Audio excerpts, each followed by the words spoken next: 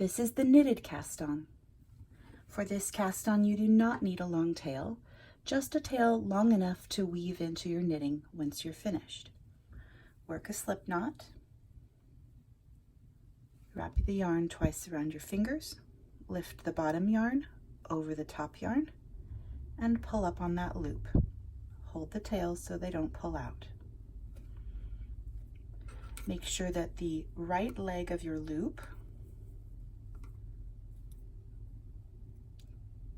goes in the front of the needle with the left leg behind.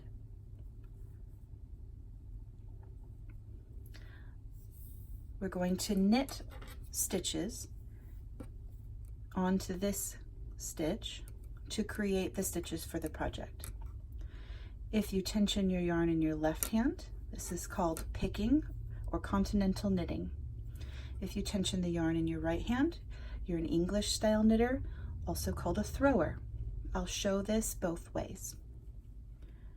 Insert the right needle tip up into the back of the stitch. So you can see I've put it through the stitch. Wrap the yarn behind that needle and between the two needles.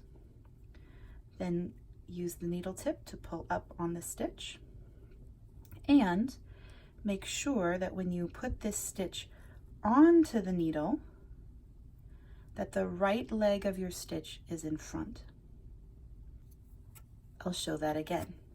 Insert the needle tip through the stitch, wrap the yarn around, bring the stitch up, and place it on the needle, making sure that the right leg is in front.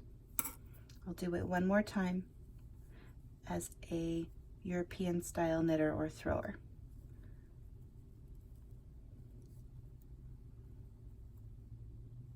Now as a picker. The needle goes up, we wrap the yarn, pull it through, and slip it on the needle, making sure the right leg is in the front. Needle tip goes up and back, wrap the yarn, pull through, place it on the needle. You notice I'm not cinching the stitches down very tightly.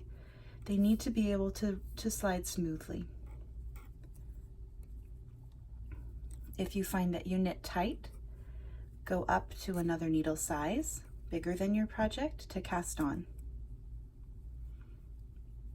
Then when you've cast on all your stitches, you can switch to the correct size. That's the knitted cast on.